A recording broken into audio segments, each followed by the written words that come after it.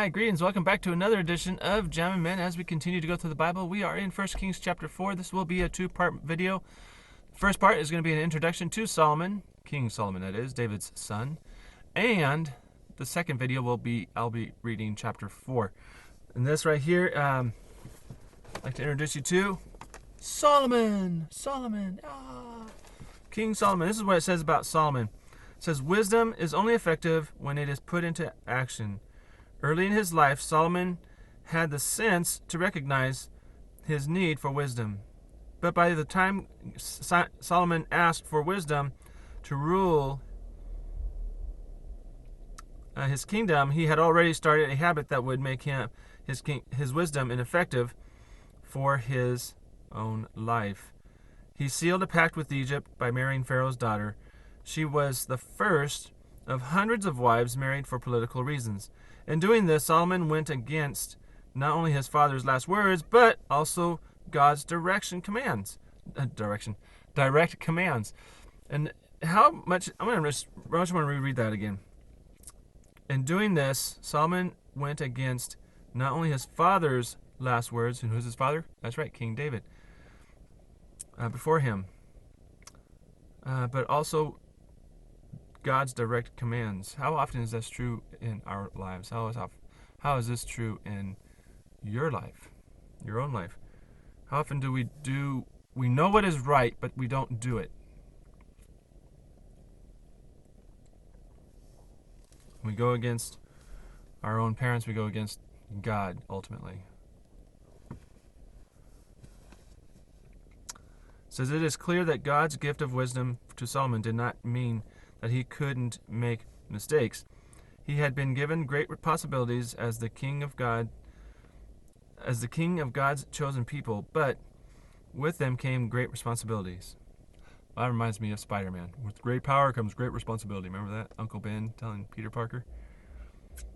Here, he had been given great possibilities as the king of God's chosen people, but with them came great responsibilities.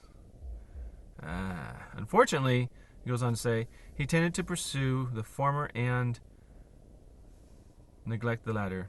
While becoming famous as the builder of the temple and the palace, he became infamous as a leader who excessively taxed and worked his people. Visitors from distant lands came to admire this wise king, while his own people were gradually alienated from him. That's kind of sad. Your own people being alienated by you. It says a lot about his kingship, doesn't it?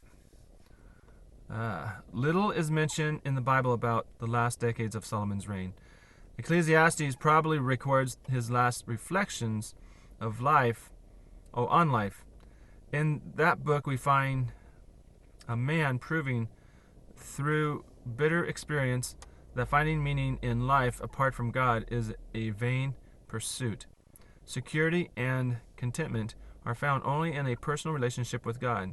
I'm going to reread that again. What are we finding? What are God's people finding?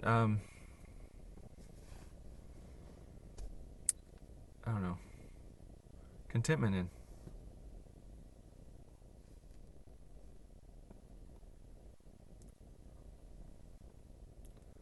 Again, just to reread.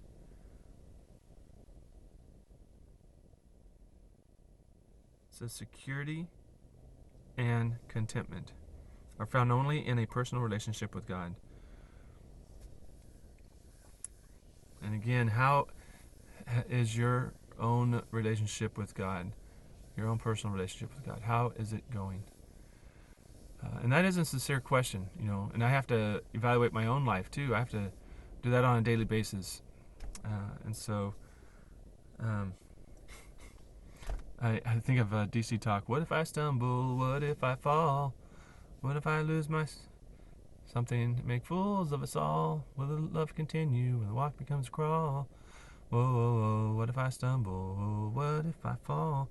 We find security and contentment only in our personal relationship with God. We are going to make mistakes, true. We are going to mess up. But are we inquiring of the Lord like David?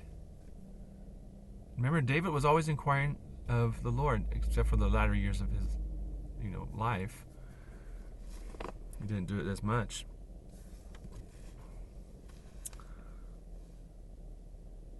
The contentment we find in the opportunities and successes of this life is temporary. The more we expect our success to be permanent, the more quickly they are gone. Be sure to balance your pursuit of life's possibilities with reliable fulfillment of your responsibilities. These are strengths and accomplishments. Solomon's strengths and accomplishments. First one is he's the third king of Israel, David's chosen heir. Second is he's the wisest man who ever lived. Third, author of Ecclesiastes and Song of Solomon, as well as many of the Proverbs and a couple of the Psalms. Fourth, he built God's temple in Jerusalem. And then fifth, trader, collector, patron of the arts. Here are his weaknesses and mistakes. There are 3 of them. First one is he sealed many foreign agreements by marrying heathen women. Second one is he allowed his wives to affect his loyalty to God. And then finally, excessively taxed his people and drafted them into a labor and military force. Now, these are lessons from his life. Effective leadership can be nullified by the effective personal life. Second, Solomon failed to obey God, but did not learn the lesson of repentance until late in life. And then finally, third, knowing what actions are required of us means little without the will to do those actions. And these are Solomon's vital statistics. Where? Jerusalem. Occupation? King of Israel. Relatives? Father David, mother Bathsheba.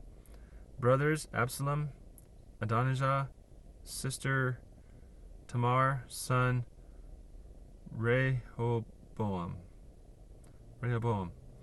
And this is the key verse for Solomon, which can be found in Nehemiah chapter 13, verse 26. It says, "Did not Solomon, king of Israel, sin by these things? Yet among many nations there was no king like him, who was beloved of his God.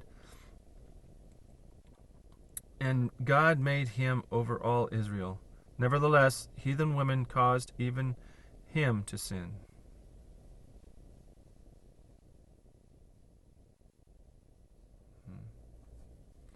So Solomon was by far the wisest. And that's it for the introduction to Solomon's life.